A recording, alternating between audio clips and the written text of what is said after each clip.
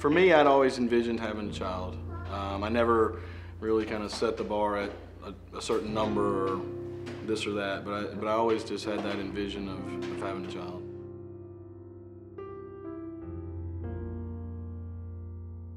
About midnight, I woke up and was having what I thought were just, fake contractions and felt kind of uncomfortable. Turning at about 6 in the morning, I had gone to the restroom and I realized there was something not right. Never expected that was the day that, a little miracle was going to come. Yeah, I mean, once they realized it was an abruption, I mean, there was no, or a partial abruption, there's no, you can't undo that, right? So it was just, how long can you hold out, because at that point, every hour counts. 27 weeks in one child's development may be a little bit different than 27 weeks in the others, and a lot of the questions you need answered you haven't even thought about. Logan's middle name was something we never discussed. Everything happened so soon. And throughout the day, the more it progressed, it was becoming more apparent that a lot of things that were going to happen were just going to be out of our control.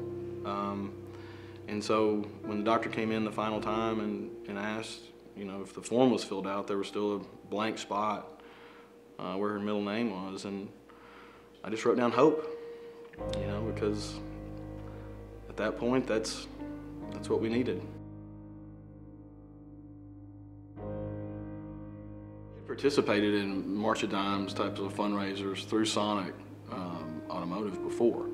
So we were aware of March of Dimes and what it was about. I remember after having Logan, it was probably the next day when they came in with certain like printouts and here's places to go if you want to go and look online. Here's some just information for you, because at the time, again, I didn't have that many people to reach out to say, hey, tell us about this. And so knowing that there was something out there to go and maybe read about, and then they didn't, had information about like different lunch and learns, and then and that came along for us, maybe not right at the beginning when Logan was in the hospital, but as it went on and you could go, and they had, sponsored like dinners, I know as well. They had families come in and stuff in the NICU and things to say, here's what you might experience. Your experience might be different, but these are some things out there. So when Logan was at the hospital, we had her it was in the Hemby intensive care. It was with the Novant Association. Logan went through various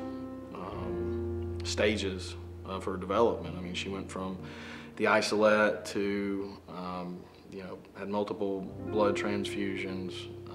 She was on like the bubble CPAP that, that she had to have on, and then had to get, like you said, she had to go through a couple blood transfusions because her oxygen levels were low in her blood, and then her feeding, she had the feeding tube, and even getting like the PICC lines, and when they'd have to take that out because they worry about their skin breaking down. You start at point A, and the goal is just to be healthy.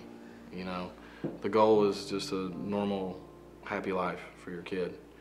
And there were several checkpoints along the way to where those had to turn out well, for that happy ending to be realized. And the brain scan was one, the lungs developing another, the ears, the eyes, how all those things came along, and the confidence and of the nurses, and just the compassion from my standpoint was unbelievable. You never felt like they were doing a job, you felt like they were just part of your life. The Hemby NICU, they had a program called Beads of Courage. And so for every night in the NICU, for every milestone, for every different type of procedure that Logan or any of the babies that were there went through, there was a bead that was awarded for that. And over 99 days, and umpteen different types of procedures and milestones and events, it became a pretty impressive collection of beads, to say the least. But to me, it's when I look back, one of the